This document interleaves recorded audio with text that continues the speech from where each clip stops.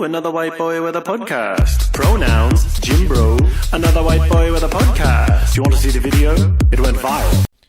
Hi Gains Gurus and welcome to TMGP, the Muscle Growth Podcast, Episode 8. I am your host, Roscoe, and today we are welcoming biohacker, health guru, and sleep specialist, Riley Jarvis, onto the show for the second portion of his two-part episodes. Riley is a sleep consultant who has helped high performers achieve more out of their personal and work life using cutting-edge scientific lab testing, strategies, and techniques. To hear more about Riley and get his first portion of this two-part episode, please feel free to check out TMGP Episode 7 for more sleep-improving related value. In today's episode, we can look forward to sleeping tips, achieving sleep nirvana, optimizing sleep and recovery, improving your sleeping environment, waking up rituals, circadian rhythms, advanced sleeping techniques and hacks, falling asleep faster, sleep supplements, sleep tracking, and more. Let's jump right into part 2 of Riley Jarvis on TMGP. Do you mind chatting about sleep optimization and some of your tips for optimizing sleep and how we can make our environment better for sleep and that kind of thing? Sure. So sleep has many different forms. We have deep sleep, we have REM sleep. Ideally, we want to be able to fall asleep fast and stay asleep for, 7 to 9 hours or whatever we need uninterrupted. Because when we wake up in the middle of the night, that is going to have a negative impact on how we feel the next day and our recovery. We're not going to be able to recover as much for testosterone to build muscle and everything else. So what I call it is sleep nirvana. What that is the ability to fall asleep within 5 to 10 minutes, stay asleep uninterrupted for 7 to 9 hours, and wake up with an abundance of energy that lasts all day long without the need to take any stimulants whatsoever. And when you hit that place, recovery is going to be magnificent for you. During the deep sleep phases, we're going to get human growth hormone release, which is extremely important for recovery of our muscles and just muscle growth, protein synthesis in general, testosterone, and so many other things. And we're just not going to rely on caffeine pills to just get through the day. The second thing is for sleep optimization, what we can do. So first is some of those supplements that I mentioned, but for sleep environment, there's a couple things. I'll start with the low-hanging fruit first. The first thing is we want to have a cold bedroom environment temperature. Celsius, I would say 16 to 18. It's cold, but just scientifically they show this is best. We also want it to be pitch black. So ideally you would want it to be so black where you can't see your hand in front of you. You have to be realistic at the same time. And if you're not that, get as close to that as you can. But having your bedroom also in a separate area from where you do your work. So your bedroom associates your brain to sleep. It's kind of your safe haven. Think of it like a ritual. And then your work, your desk will be outside of there. And then creating that as a separate ritual. And people think they can use their willpower and stuff like that to get over it. But they just show them through science that over time, it just makes sleep more difficult that way. Another thing that you can do is we want to make sure along the lines of light is making sure that there's no light being emitted from electronics inside of our bedroom. So things like cable boxes, fans, alarm clocks, any lights that are turned on. We have these light receptors around our eyes that are called melopsin receptors, and they can detect light at a pretty subtle level. So even if you have these lights shining in your bedroom, they can reduce your sleep quality in some way. So instead, what we want to do is ensure that our sleep environment is good. Put on like duct tape, masking tape, whatever you have to do to keep those covered. The next thing is we can use a smell. So like a diffuser with essential oils. The two in particular are lavender to relax, and the other one is frankincense. And this is probably the best essential oil that you can get for just general properties, detoxification and everything else for the body, low inflammation. So I like to combine those two together. Plus it smells just really good. Put that on for a timer, keep it on all night, see what works best for you. What else you can do for sleep environment? 1 hour, 2 hours ideally before you go to sleep, you want to get blue light blocking glasses. The best brand for this? Exactly. The best brand for this, there's many on the market, but again, if you're looking for best results, they're called True Dark. And they're called the True Dark Twilight Classics. And they're red. They make you look like X-Men. And they're not, very comfortable in the beginning or to see the world in red is not so comfortable, but you kind of get used to it. And then over a while, you prefer to put them on because there's just less light coming into your eyes. Once you do that, you can also use another application for your computer called iristech.co. This will reduce blue light from your computer screen, from your MacBook, even from your phone, screen flickering rate, and all these other different things. So that's one. Equally, it's all about the morning routine. So when we first wake up, we want to expose our eyes to sunlight, usually within about an hour of waking up. And if it's cloudy outside, we want about 30 minutes of the outside exposure. If it's sunny outside, we only need about 10 or 15 minutes. Look up at the sun. Don't wear sunglasses. Obviously, don't look directly at the sun too long. That'll hurt your eyes. But if you can have at least, look 30 degrees away, look up, look down, just try and get as much sun into your eyes as you can. Once our body gets that sun goes into our master clock, tells our master clock tells our hormones and our organs, okay, guys, it's time to start turning on. Once they know when to turn on, the timer is set. So once it's 12 hours or whatever circadian rhythm is, there's genetic components to that too, then it knows when to fall asleep. Now our bodies are kind of these outdated, monkey machines, and we have to give it all the right input as much as possible so it knows when to sleep. It doesn't know when to do it automatically because we live in a day and age where, our bodies are not too much different from our ancestral environment where our biology adapted to light from the sun, from the moon, or from potentially fire. And that was it. But we have these artificial forms of light that our mind is not used to and our body isn't used to. And it's causing us a lot of issues. And it's called the Savannah Principle. And if anyone's interested, there is an evolutionary psychology book called Why Beautiful People Have More Daughters. And it's fascinating. It talks a lot about these things and why we do certain things in modern day society.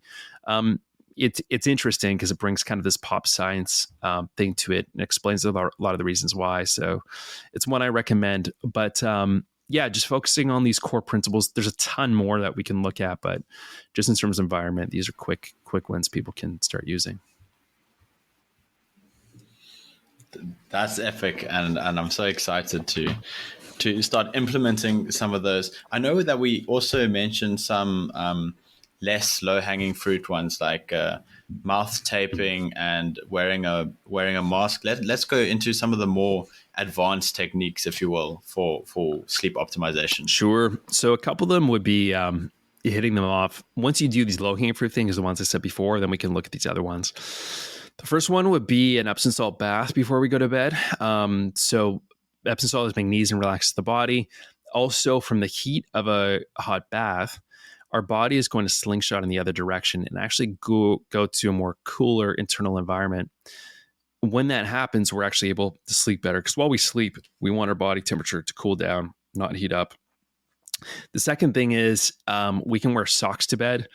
For some people, that is shown to improve sleep quality. The third one is we can raise the head of our bed where our pillow is, like our actual bed frame, up by about 3 inches. And this is going to help us sleep because while we sleep, there's something known as our lymphatic system. It kind of acts as the drainage or these internal garbage truck cleaners that come through our body.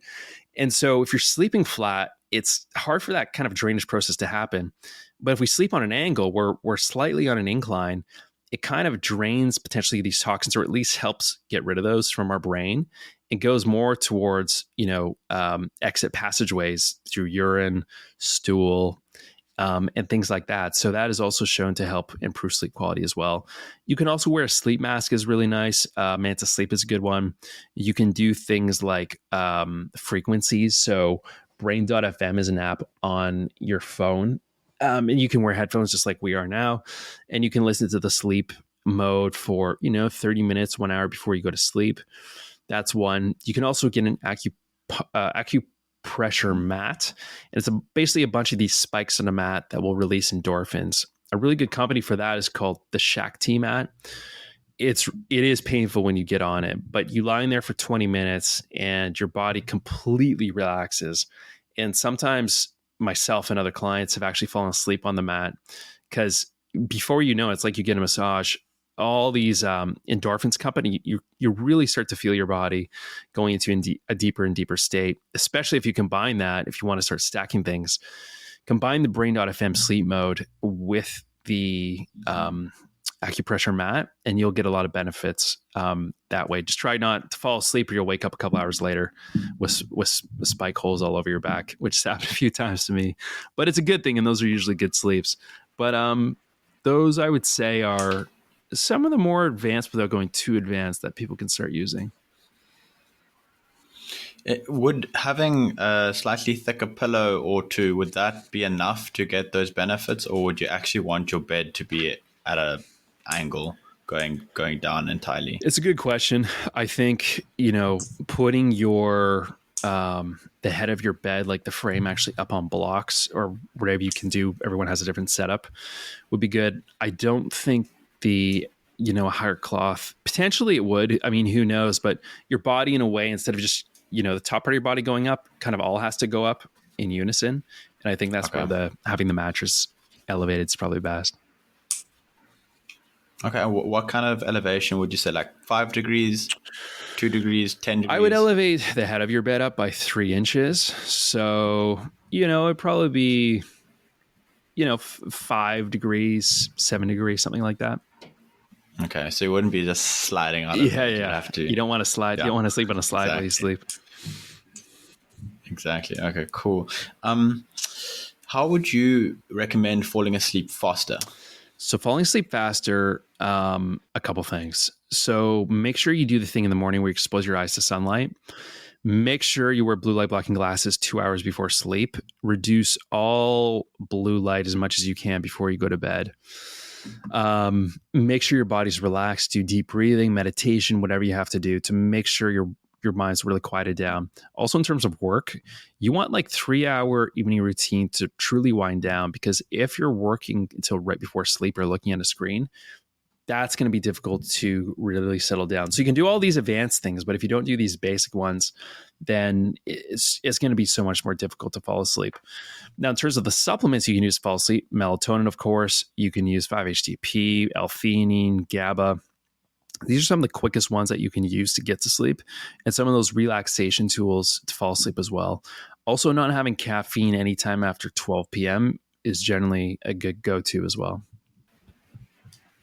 In terms of those supplements, I think, did we mention CBD as well in our kind of topic discussion? No, not yet. So CBD you can use, but it's case by case for everybody. Some people it works great for, others it doesn't. And so I never tell people to take it just because it's something that it's a hit or miss for some people, but it may help improve your sleep to get to sleep. But in terms of sleep quality, anything within that family is shown to reduce REM sleep. Same with alcohol too. It might feel like you're getting better sleep, but you're not conscious of it. But if you set yourself up to a sleep study or a sleep tracker, you'll notice the sleep will actually go down over time, like on average, not just one night, but just over time. And how do you recommend staying asleep for longer? So staying asleep longer, a big one is going to be blue light. So that's major.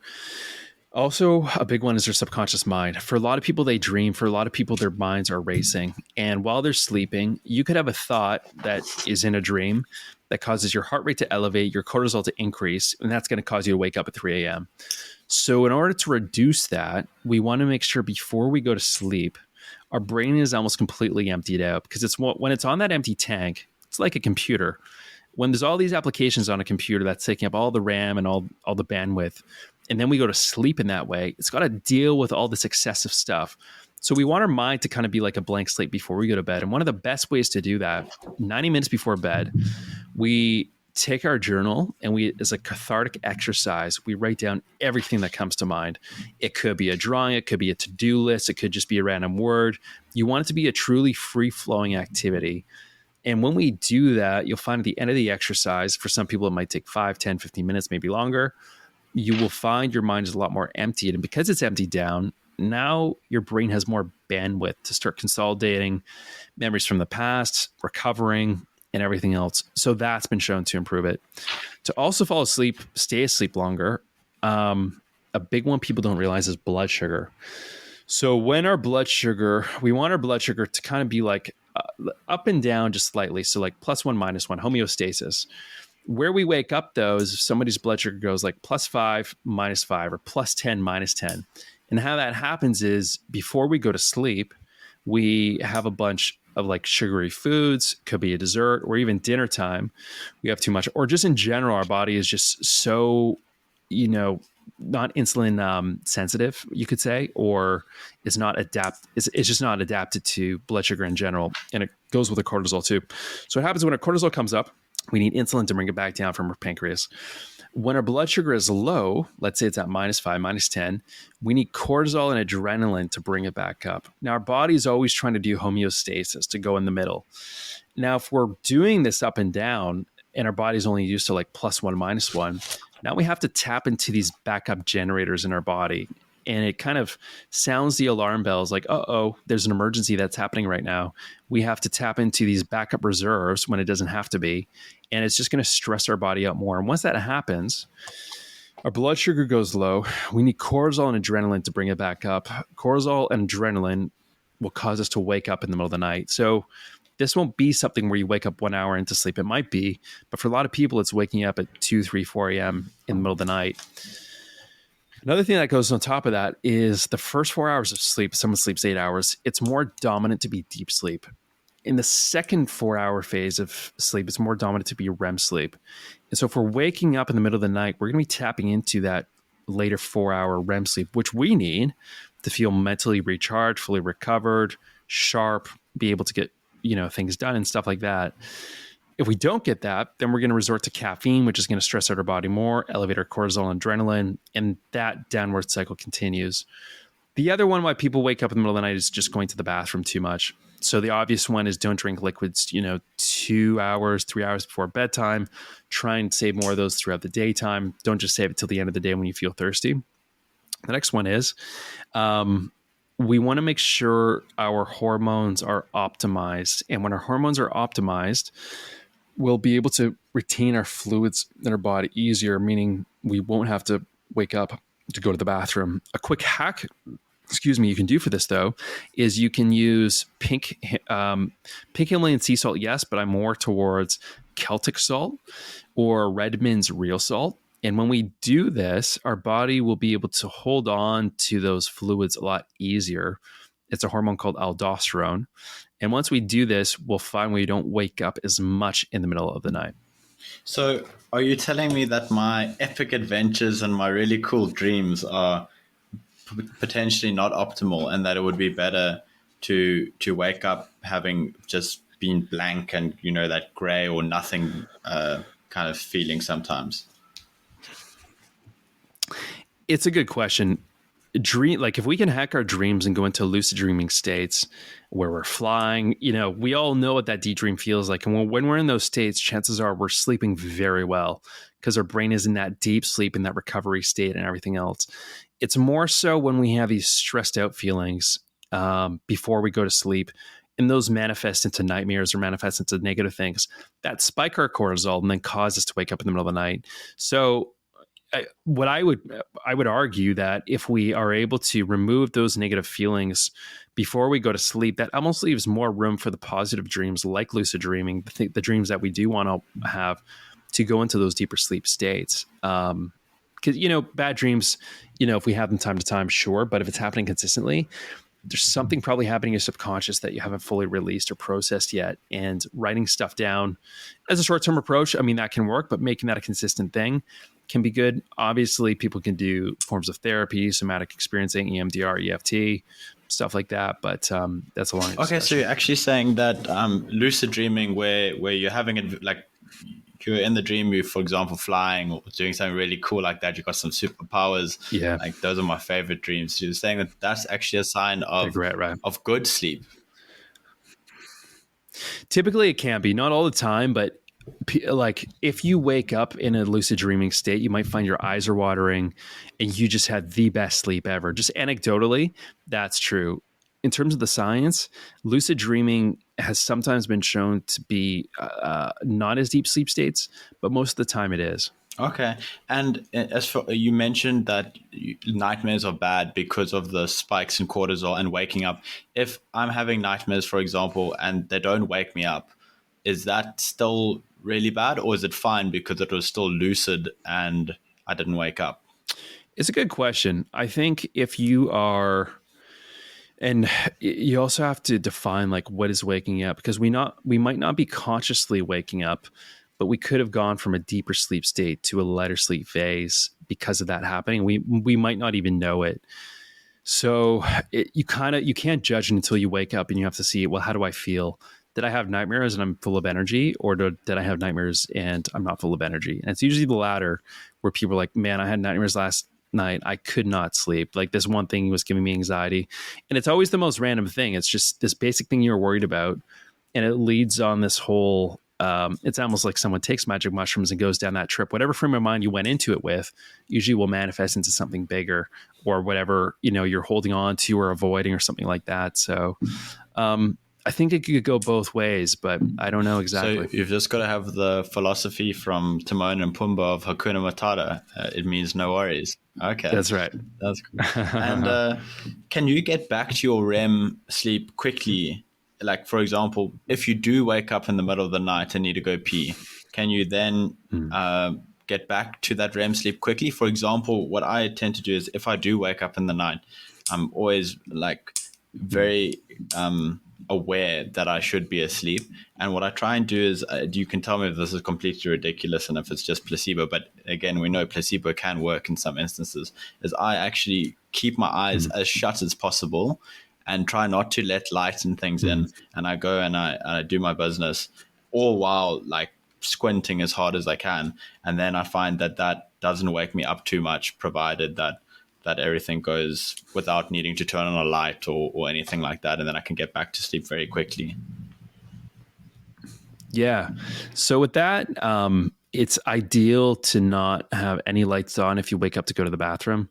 And some people are really good at feeling in the dark where they have to go. And that's like most ideal if you have to go to the bathroom, and ideally not turn your light on, because some people do that when they really don't have to. And that's definitely going to affect your REM sleep. I think that's probably one of the worst things you can do is turn the light on in the middle of the night, because that's going to stimulate cortisol when cortisol should be low. It's going to reduce your melatonin and just a lot of other things. And then that'll just lead to more, conscious awake brain waves.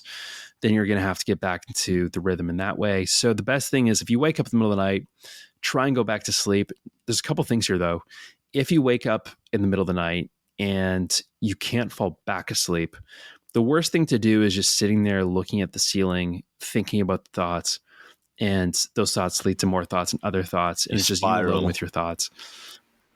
You spiral. And so in that case, to distract yourself with other things outside of your thoughts can be one of the fastest ways to fall back asleep.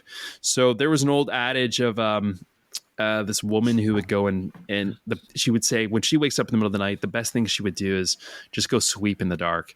And she would sweep and sweep until she felt tired, and then she would go back to bed. It goes back a long time. And I don't think that's, it's 100% true, but what you can do is, for example, like an audiobook, or a relaxing meditation or something like that in the background while the lights are off. You hit the play button that's playing, maybe set it on a timer, which a lot of these apps have, and then, set it for 1 or 2 hours, and then you'll fall asleep and that thing will naturally go off too. But that's really good when you can just listen to someone else's narration or someone else's voice.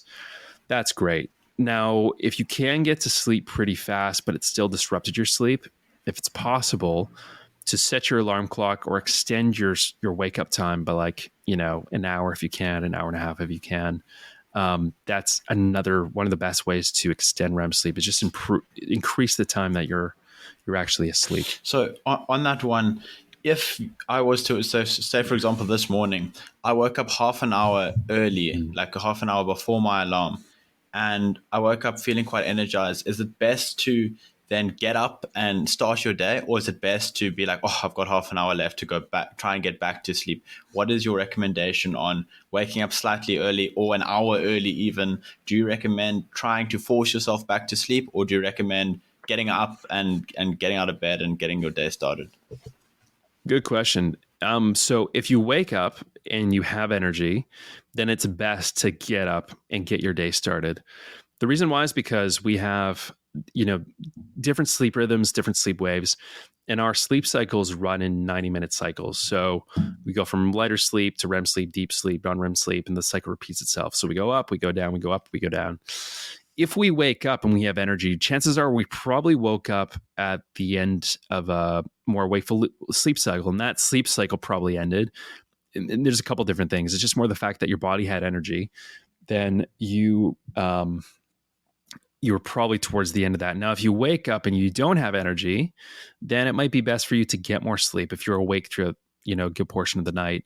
But if you just wake up, in a half an hour early, an hour early, it's probably a good chance that that's when your body should be waking up because it's got enough sleep as it should. Maybe you need another full, 90-minute sleep cycle. But in that case, it would be disadvantageous to sleep for 30 minutes because you would be going to a deep sleep state. And then in half an hour, you'd be in the middle of that deep sleep state and you would feel groggy for the rest of that day. Okay.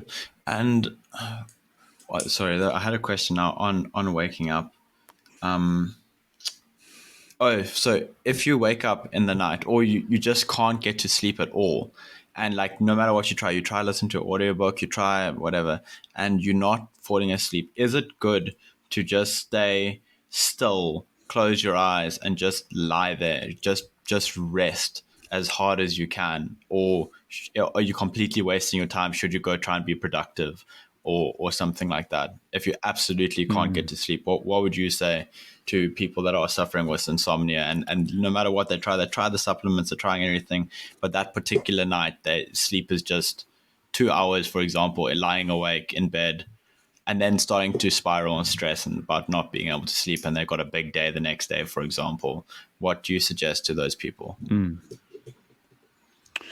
In those cases, like if you've tried everything and you still can't sleep, and like you said, you've tried all the supplements, you've tried all the hacks, and you still can't, and you gave it, a really high fighting chance, then in those cases, yes, it's best to get up, make the best use of that day. And this is where supplements can help you, because if you wake up or that night and using supplements because now your body's going to be more inflamed, your mind's going to be more foggy.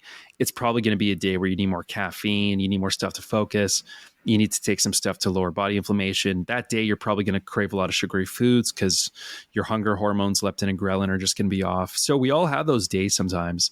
But as long as that's not the standard and it's just sort of a one-off thing, then in those cases, you can do something like that, and then maybe have a nap in the afternoon, and then plan for the next day, go to sleep like 1 or 2 hours early. And you probably will want to, because you might be exhausted that day. So can you, that's a very interesting topic now that you mentioned going to bed slightly earlier.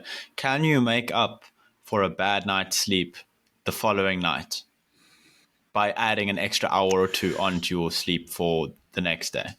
Or like maybe you can't completely make up for it, but can you make up parts of the missed sleep, the sleep debt, as it's called, I believe? Yeah. So they say sleep debt like a bank account. Like, if I lost 3 hours of sleep, could I sleep another 3 hours and get it back and feel the same? Matthew Walker in the book Why We Sleep, he looked at some of this, and the answer is basically no, we can't. But if you, like, people know anecdotally, if they didn't get a good sleep, they woke up and then they went to bed earlier, they do feel a lot better the next day compared to the day they didn't get sleep.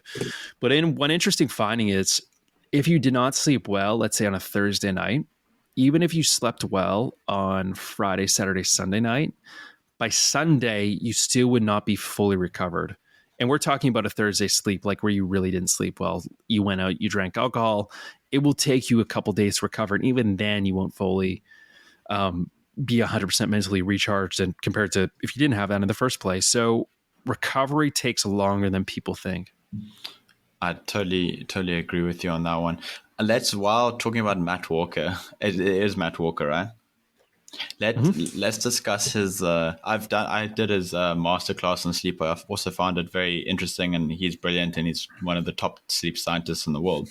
However, I found that some of the data that he was using for his information were sleep studies done, where they basically took two different groups of people. I don't know, again, why they only used two. I know that it's very difficult to get participants for studies, but basically what they did was they did the participants and they said, here, you guys get 8 hours of sleep.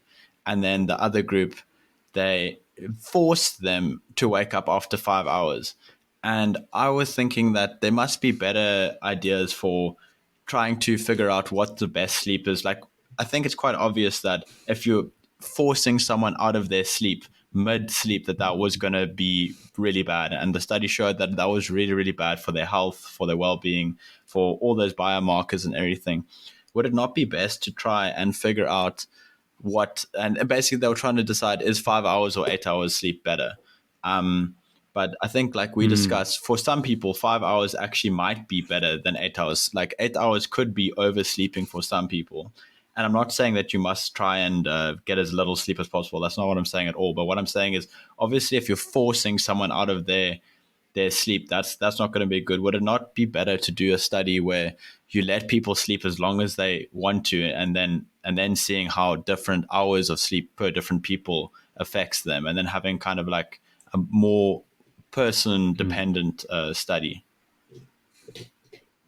Yeah, I think that would be way better. Those studies might exist too, but waking people up, whether with an alarm clock at a certain time or with, when a nurse will come in and wake you up, like an actual sleep study, plus an environment like that isn't your actual sleep. Like, you're sleeping on your back when someone might sleep on their side or their stomach. It's not their house. It's not their mattress. It's like going to a hotel and not sleeping well. And that's where sleep trackers like an Oura Ring and stuff like that are really good. Sure, it's not as accurate as a sleep study, but we can detect trends. Plus, it's their regular environment day to day. And then when we take averages of that, we can get a couple of years of data instead of one night of data in a sterile hospital bed. So I think there's where it has a lot of advantages.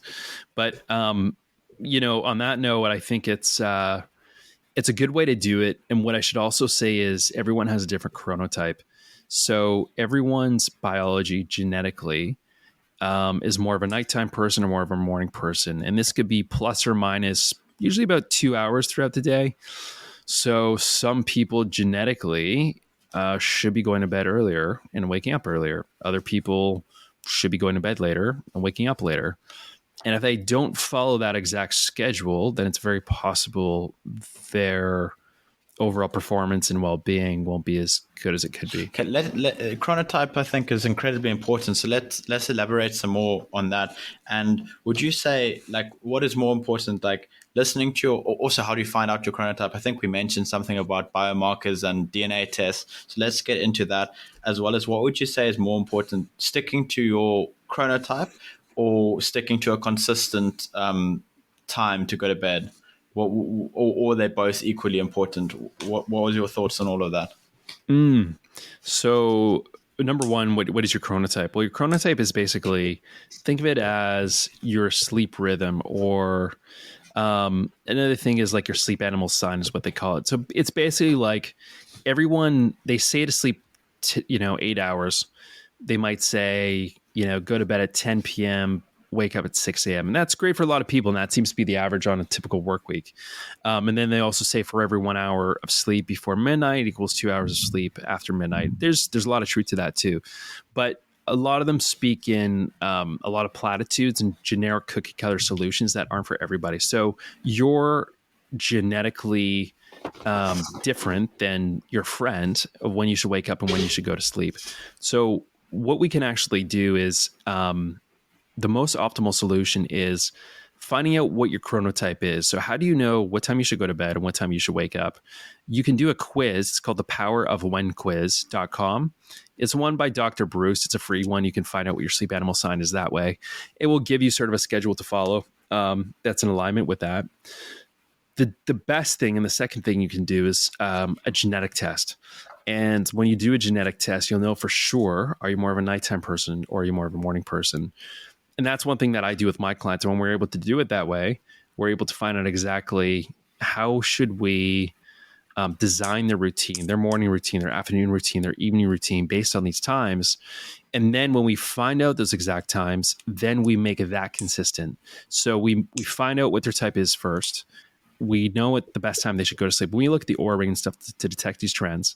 And then we make it that the consistent schedule of when they go to bed. But this is where it's an issue for people because of their job, because of modern day society. We're forced to wake up extremely early, but the majority of us are actually night owls, nighttime dominant. So as a result of that, our environment, we've been adapted to this environment to wake up, go to work, extremely early and then maybe go to bed early, but actually we'd be better off sleeping in a couple extra hours, going to bed a couple hours later, and we would feel so much better as a result of that. But for people who have freedom or a job that designs to do that, they can do that. Wake up with an alarm clock, honoring their body's natural rhythms and doing it that way. But that would be the best way to do it. Figure out what you are and then be consistent around what that actually was. Absolutely. And I would love to chat to you after this and see if I can get one of those genetic tests through your company. Yeah. What's the name of your company again? The Sleep Consultant. Sleepconsultant.com. Is that correct? Okay. Yep. And they do the genetic tests, and you can tell me exactly what genetically I should be doing. Exactly. So when I look at the genetic tests, I'll be able to look at and see nighttime person, morning person, and many other things in your biology. For example, like the foods you should be eating, the exercise you should be doing. Even interesting things like in terms of genetics and behavioral stuff like IQ, EQ, creativity, educational attainment, language ability, mathematic ability, just stuff that's interesting to know, and then stuff that's more vital for your performance day to day. Okay, I'm super keen to hopefully get that done. But obviously people are social creatures, and on the weekends and things. So say they have an early chronotype where they should be going to bed at 10 or 11 or 12, whatever it may be. But then on Friday, Saturday, they go out partying or socializing or whatever they want to do until early hours of the morning, that kind of thing. How bad is that for them? And would it be better for them to maybe shift their chronotype a little bit to be slightly later, to maybe midnight on most nights, and then on the Friday and Saturday only go out to 1? Then it's only 1 hour shifted, for example, on the weekend, because your body probably doesn't give any. I'm trying to find nice words for it. Doesn't care about the day of the week, for example. So do you think it would be best to try and, like, if you are going to be going out on the weekends, I'm not saying you need to or you should, but if you are, would it be best to try and have a slightly more aligned sleep time? Good question. And I would say yes. And the less of a variation, kind of like the blood sugar, that you can have with your natural sleep rhythms. And then let's say the weekend comes around, and let's say you extend it by just 1 or 2 hours, opposed to, typically going to bed at 10 p.m. and then doing a weekend bender till 5 a.m. Oh. That's going to take a really long time for you to recover. And for some people, that's a week, and they know exactly what that feels like. And then they're doing it again the next night and the next night, and they wonder why they never feel 100%. It's a lot better to stay within a narrow window of what your natural time is. However, if your body is genetically a morning person, you should be going to bed at 9:30, 10 p.m. And then the weekends, you go to sleep at 1 a.m. That could be a bit of an issue, but usually morning larks know who they are, because when they go out with their friends, they get tired and they can't drink as much, or they have to go to sleep earlier. So if you look back over the last 10, 20 years, especially in particular, like earlier on, not when you were like in the middle and your body was in puberty and stuff like that, and as you were developing, because that's just a different time hormonally and everything. But once things are stable, past the age of like 20, 21, then trying to figure out what exactly you are. It's not always the case, but it sometimes is. But instead of just guessing, testing, again, can be the best way. You mentioned a very important topic there that I think is neglected by a large portion of the world, which is alcohol and drink. Do you mind just elaborating and telling us, and I know how bad alcohol is, and I'm sure you know how bad it is, just telling the audience exactly how bad it is for your sleep and for your hormones and your body, your brain, everything basically. Yeah, for sure. If people want to take a deep dive on this, you can just listen to the Andrew Huberman, just put in YouTube, Andrew Huberman, alcohol, and he goes like 2.5 hours of all this, and you will never want to drink alcohol again after what he talks about. But just some high points. In terms of sleep, alcohol is going to directly reduce your REM sleep, like the quality of your REM sleep. And a lot of people will drink to kind of put the brakes on before they go to bed, to quiet their mind in something. But again, first principles, where does that calmness come from when we drink alcohol? Well, that's a neurotransmitter in our body, in our brain, that's called GABA. Now, we can naturally do GABA without the negative effects of alcohol. And again, there's stuff in the body that's happening with our heart rate and stuff like that that makes us feel relaxed. But in terms of the brain, if we supplement with pharma-GABA, we're putting the brakes and we're slowing down the anxious thoughts of our brain without the negative effects of alcohol. So I'm not saying don't drink. You still have to enjoy life and everything else. And it depends on what your goals are and everything else. And I'm not telling anybody what to do. But if you can keep alcohol down to a minimum, you're going to get better sleep as much as possible. If you are going to have alcohol, having a supplement with it called NAC or glutathione, or you can have like charcoal, like coconut charcoal is a really good one to minimize those effects. And would you take that every day as a potent antioxidant? Yep. L-glutathione. Yeah. Yeah, it's good to take as a potent antioxidant. Now, if your goal is muscle growth, I'll give a quick hack here. It's a bit more advanced. On days you work out, you do not want to take glutathione or NAC. That's going to reduce your muscle gains. The same thing is after a workout, you don't want to have a cold shower, cold immersion. You always want to expose to heat or like a sauna or something like that. So on days that we do not work out, we can have glutathione and stuff if we want to grow muscle.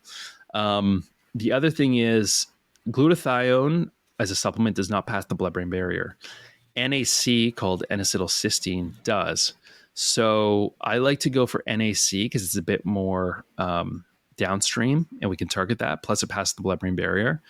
I like to combine that sometimes with glutathione. Again, glutathione has different forms. So you have liposomal, S-glutathione, acetyl, and stuff like that. S-glutathione is usually the best. It's typically oral, but you can do ones that are spray or gels that you put in your mouth too. But it's all good. But combining that with NAC is good at the same time. Don't want to have too much of it, but you can have higher amounts over time, but especially around drinking. Absolutely. I think I hope that information doesn't get used as an excuse to drink more, but I'm sure that'll help the people that are going to have hopefully only one or two. So yeah, we mentioned in our little pre-discussion about mouth taping and sleeping with the fan on, sleeping naked, sleeping with fabrics like cotton and silk, not chemicals, and using natural detergent. And the last one, some plants, like you mentioned, devil's claw, and top 3 plants for sleep. Do you mind just touching on those topics briefly? Sure. So starting with our environment, going a bit more advanced, we can use an air purifier. Those are really good. You can go from cheap, you'll probably have to replace the filter frequently, to one that's more advanced. Advanced one that's good is like Austin Air, or you can get one that's called the Air Molecule. Both of these are, upwards of $500 to $1,000, but a great investment. And the filters in there will sometimes last 3 to 5 years. So you actually save money in a lot of ways. And they're just such great companies with great reputations. Second one is plants. We can get different kinds of plants for sleep. I mean, you could just simply Google plants to help me sleep better, because everywhere in the world has different vegetation. But devil's claw and a couple of these other plants, particularly that look like cactuses, that don't maybe aesthetically look like a jungle, depends on what you're looking for, but they can be really beneficial as well. Going onwards, though, mouth taping can be very good because we're breathing through our nose. It's not for everybody. That's self-experimentation, seeing what works best for you. Sleep masks are really good. You can also look at things like an advanced one is EMF, so electromagnetic frequencies. When you go to sleep, put your phone in airplane mode. You can also set your Wi-Fi in your house on a timer, so when you fall asleep, Wi-Fi is off. When you wake up, Wi-Fi is on. A really cool device for this and kind of stuff that happens in the air, it's called Somavedic, Somavedic, and they're kind of this cool device that goes beside your bed that really helps with the EMFs to reduce them and so much more. So that's another cool little gadget. And sleeping naked? Sleeping naked is good too. So again, case by case, ideally we want our bodies to be cool while we sleep. So when we sleep naked without big sweaters and stuff like that on us, that will be more prone to a good sleep. And everything, for some people, just psychologically too, they feel more free when they sleep naked, and that's good too. But for other people, maybe they feel vulnerable, not as safe while they sleep. So when they dream or while they sleep, that won't be as good. So that's where sort of that personal preference comes in. But the core principle of we want our internal body temperature to be cool while we sleep. We don't want to be sweating while we sleep. That's going to be a really good one to go with. Now, if people want to, keep their body cool, they can use two devices. On the cheaper end, you have something called a chili pad, which is kind of like blast cold air under your sheets while you sleep. And the second one, which is a lot more expensive, is called an 8 Sleep. And that's kind of like a thing that sits on your mattress and in real time tracks your body temperature, will give you a sleep score, and will essentially provide coolness. And it separates the bed into two. So if you have a partner in bed, one can go warm, one can go cooler, and you can really customize your sleep that way. But that's multiple thousands of dollars. One day. One day. The other gadget you mentioned was sense.ai. Yeah. So it's called Sensei. So SENS.ai. And what they do is they're really revolutionary, and they just came out probably within the last 6 months or so. And they've been working on this device for a long time, but they will help your brain become more calm, become more peaceful, become more focused by using something called neurofeedback, which is really, people can just Google and see what this is, but it's kind of rewiring your brain sort of in a good way with your brain waves to give yourself more of the good brain waves. Other things such as something called heart rate variability as a trainer to increase your heart rate variability, to become more peaceful, have better thoughts, make your body more resilient. There's something else in there called photobiomodulation, which is, again, it's this headset that goes on your head and does all these at one time while you kind of play games on your phone. And it kind of acts like red light for your brain to help shift it more efficiently and to give your brain more energy and everything that goes along with it. Sorry, did you mention fabrics and detergents yet? So detergents, we always want to make sure it's natural. Anything that's synthetic that we put onto our body is likely going to go through our skin, into our bloodstream, and our body, it's going to absorb these toxins in our fat cells or adipose tissues. So what we want to do is reduce any source of that as much as possible, and and there's extremes with this. And again, we have to be ideal or realistic, but you can use natural detergent is always going to be best. Having clothes that are naturally just not with a lot of chemicals on it. You can buy clothes that are EMF protectants. There's many different clothing lines for this. And then you can also just get clothes in general that don't emit or pick up a lot of, just things from the air. Cotton and linen's all good. And this is where personal preference comes in. Like, how does the clothes feel? How does it breathe? Things like that. But beyond that, just making sure it's all natural. Silk a good one as well. Yeah, silk is a good one as well. For some people, silk doesn't breathe too well, but it definitely feels comfy. And on that note of the toxins and things, there's a lot of hype to do with receipts. Is there any validation in that, or is that just nonsense? Like receipts you would get from a store, like after you make a purchase? Yeah, I hear a lot of stuff about receipts, but this kind of it's a big topic. It's a can of worms because it's like tea bags. They say with tea bags, they soak the tea bags in a white dye, which give it the white color. Then when you heat the tea bag up, a lot of those toxins will get emitted into the water. It's all these things, and I think there's validity to it for sure. So I would say there's some truth to it. I personally haven't looked into it too much with the receipts, but I'm sure there's something there. Okay. And sleeping with the fan on? Is that something that you recommend? Yeah. For some people, there's a lot of personal preference with this. The fan will keep things cooler. So as a result of that, it's really nice. It also acts as white noise. So if you have noise coming from the outside, or the white noise provides a sense of safety for some people. So in that way, it can be beneficial too. But yeah, those fans in general will also might be annoying to some people, and they won't sleep well on that. So with a lot of my clients, we'll try it out for a week or two and see how they go. And but most react quite good to it. I mean, I'm in Canada now; it's cool, so we don't need one. But the moment summer hits, or I'm going down south, I might put a fan on. And is it fine to leave it on the whole time, the whole night? And also, is it okay if it blows on your body? Or would you recommend oscillating or not directly on you? I like the oscillating the best. When it's on your body, what you'll sometimes find is there's all this air going on you. You almost wake up kind of not like almost feeling not winded, but congested, or a lot of this, because there's stuff while we sleep, like with our mucus and everything else, it might dry out our mouth, our nose.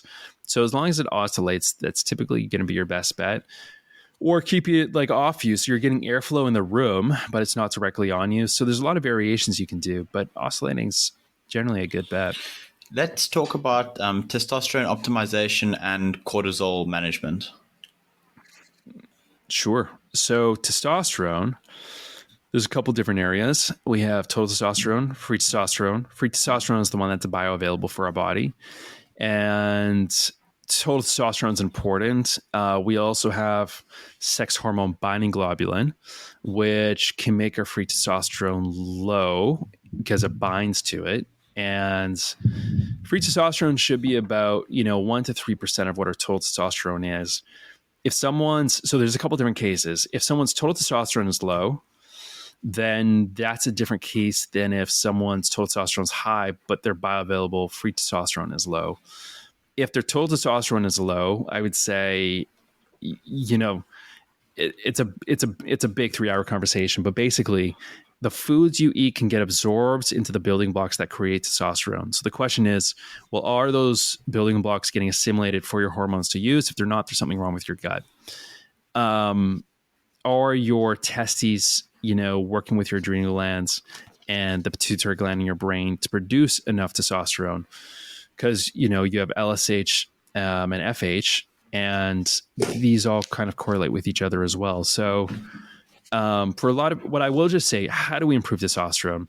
Going to the gym, getting enough sleep, assuming enough hours of sleep, you can use some of these natural testosterone boosters that I mentioned, getting rid of the sugar, getting rid of the alcohol, getting rid of the junk food. Once we do that, our testosterone is going to be in a very good place. Once we are at that place and our testosterone is still low and we did blood tests and everything, then we can have another conversation. But up until that point, most people aren't doing these things. They say their testosterone is low. They want to do testosterone replacement therapy or something, or who knows, going anabolic steroids. But there's so much you can do on the natural side without taking a lot of these other things. And then if that still doesn't work, then we can fine tune the process, do lab testing, look at these other elements and see what exactly is going on upstream.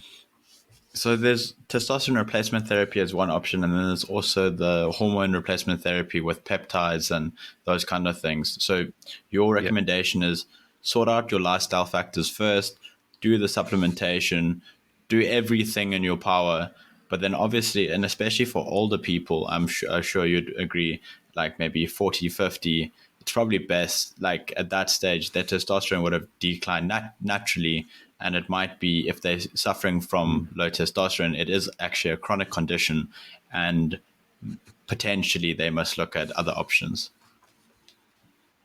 Exactly. If those guys who are older, they're going to the gym, they're eating right, they're maybe taking some of the natural supplements, they're doing cold showers, they're doing, sauna 2-3 times a week, and we look at their blood and it's still lower than they want to be, or they want to get back to testosterone levels to when they were 18 years old, let's say, a lot of entrepreneurs want that, then that's a conversation to have about testosterone replacement therapy to help boost that in that way. And I think in that way, it's good. But the thing is, when you do that, you have the risk of becoming infertile, not being able to have children. So at that point, they may have already had children already, especially when you get older. So someone to do it in their 20s, considering all these other factors that are available, it's in my opinion, at least, it's really not worth it. You want to try everything possible, and only then you want to try. But if you do everything in naturally possible, you're probably going to be able to even double your testosterone. Like I've seen it so many times. So those are some epic tips for optimization of testosterone. What can we give the listeners for cortisol management, while understanding that cortisol is catabolic, stress is catabolic, it's all really bad. A little bit of stress is good, but overall chronic stress is definitely bad, and high stress levels also probably quite bad for you. So to keep cortisol low, stress low, there's a couple different things. One is your perceived stress. Like, how do you reduce just the obvious things? How do you reduce stress in your external environment that's triggering this cortisol to be elevated? Is it your job? Is it a relationship? Is it things that you have going on? How do you make systems, build systems in your life so that doesn't have to happen in the first place? Once you get that figured out, you can start then, eating a clean diet. Like if you're eating a poor diet, not getting sleep, and all these basic things we talked about, your stress is going to go up so much higher. Even in your perceived stress is going to go up so much higher because everything is going to be out of balance compared to if you had those things figured out. So get the diet down, get the supplements down, get the sleep down. Once you do that, then you can look at things like Epsom salt baths, float tanks. You can do spa. Cold plunges are incredible for stress.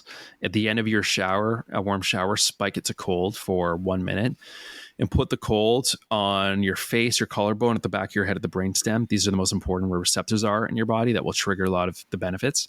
And also sauna, steam sauna, dry sauna.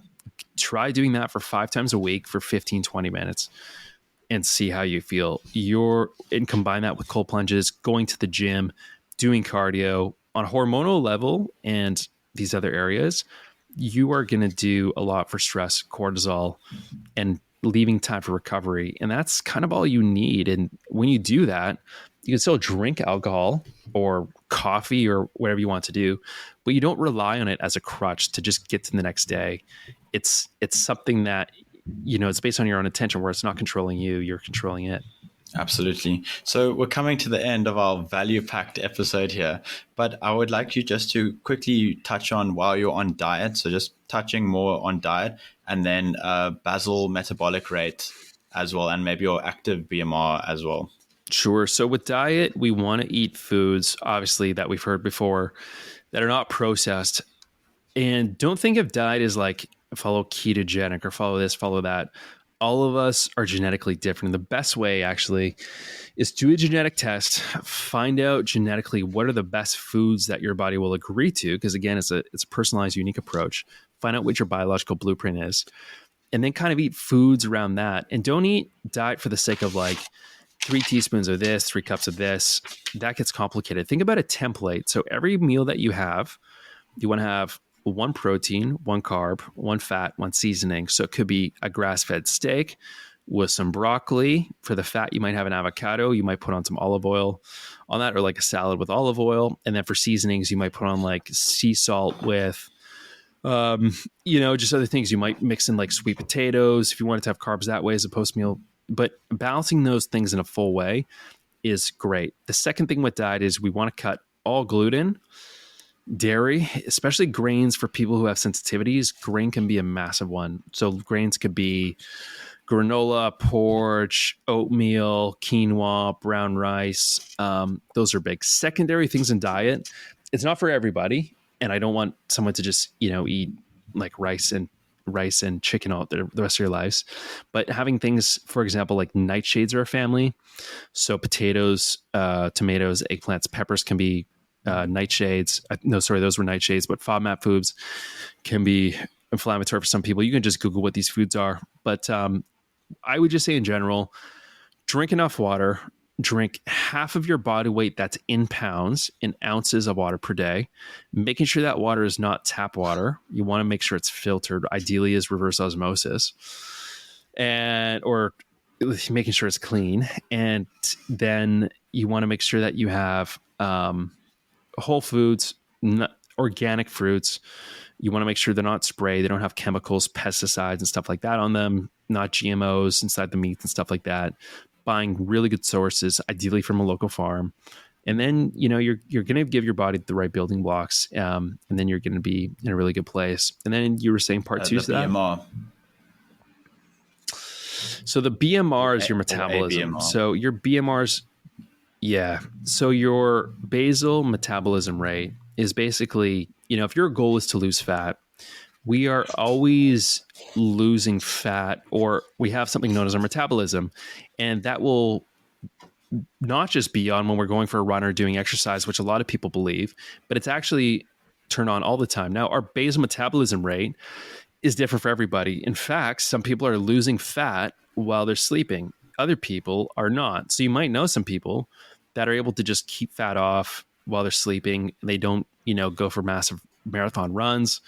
They don't just eat salads all the time, and they're able to maintain this. Well, there's something to that. The more muscle we have in our body, the higher our basal metabolism rate is going to be. So if your goal is to reduce fat, don't just go for marathon runs, because you're probably going to turn skinny fat. When we run for long distances, we're going to be burning muscle at the same time. So we want to be building muscle up, keeping testosterone up, and then keeping our fat low. And how we do that is we eat the whole foods. If we got to do cardio, you can do like 10,000 steps per day. Try lifting weights. Try aiming for strength. Always each workout, progressive muscle overload. Try and increase the weight just a little bit each time you go back to the gym for that muscle group, and you're slowly going to get stronger. You're going to get bigger, depending if you're a male or female or what your goals are, and you're going to be able to maintain that muscle and have a really good hormonal environment that just naturally promotes fat loss and keeps muscle on. Again, the effortless experience of doing all this while we're sleeping, opposed to having to go to the gym, do all these intense exercises or something else. We make it easy for ourselves by working smarter, not harder. Absolutely. And I think to end off, I would love you to please give us that analogy on the car and the human, and basically with regards to the amount of time that you need to sleep. For example, you said it way better than I'm going to say it now, so I want you just to rephrase it. But basically, it was about someone getting 9 hours of sleep that might be necessary for them because they are needing more sleep due to high inflammation and inefficient. And it's inefficient, just similar to like a bad car, whereas someone else might be getting 7 hours, and that's more than enough for them. You had a really cool car analogy, and I would appreciate it if you could just finish off with that, and then any closing thoughts you have, or any words of wisdom or advice for our listeners. Sure. So the analogy he's speaking of is, he asked me, do people need like 9+ hours of sleep? Is getting more sleep actually better than not getting, enough sleep? And what it is this current state of our body. You might need 9+ hours of sleep or 8+ hours of sleep because your body inside is so inflamed and things are happening inside of your body that cause you to need more recovery just to get back to baseline, versus somebody else might only need 6 or 7 hours of sleep to fully feel recharged because their inside body is just more healthy. It's more efficient. It's able to sleep deeper, not sleep longer, not as deeply. The quality of the sleep is much higher for them. So as a result, they might not need as much of that, versus the other person. They require that because their body is just inefficient. And this is similar to a car. Like I was saying, like a car from the 1980s. If your body is running like a car from the 1980s and it's clogged up, it wasn't well maintained, it's going to need a lot more recovery to just bring it up to baseline, versus if your body is running as this efficient machine, you're not going to need as much recovery to fill up your fuel tank. You'll need less because the quality is higher, things more optimized, things recover faster in a shorter period of time. And as a result, when you wake up, you're able to just continue on your day as such. I'm not saying to anyone just, aim for 5 or 6 hours of sleep. It's a general overall philosophy and principle of maybe you need 7.5 or 8 hours of sleep genetically. And there's a genetic component too. Some people genetically just need 6, other people need 9, but a massive component is from the environment because their body's internal state is just so poor. And we need way more sleep than we actually do. Absolutely. That's such a cool analogy. And then to finish off, anything else from your side, closing thoughts? Yeah, I'd say this. A lot of people focus on the external. So they read books, they focus on tips, tactics, all this internal stuff. And that's really important. But in my opinion, I've said it before, focusing on the internal first, because when you focus on the internal first, by increasing the resiliency of your body, not seeing health as this or sleep as this thing you just put under the rug and you get on with it and then you can overcome it with willpower. Instead, making that a priority and seeing this as an investment in yourself. Because when you invest in that, it's going to pay you back dividends in the days, weeks, months to come, where you can hit your goals so much faster. And those same external tactics that you were doing, do you execute those at 2 out of 10 or do you execute those at 10 out of 10? And if you're executing those at 10 out of 10, then you're going to get to where you want to go from point A to B way faster, way more easily than you ever thought was possible. What a fantastic wrap up. Thank you so much, Riley Jarvis. Thank you, Rasko. I appreciate it.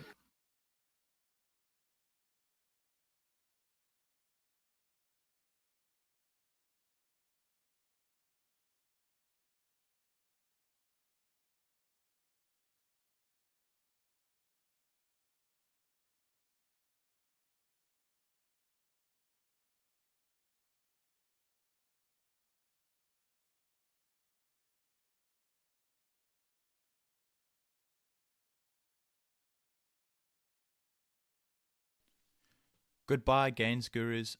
Thank you for listening and see you on the next episode of TMGP.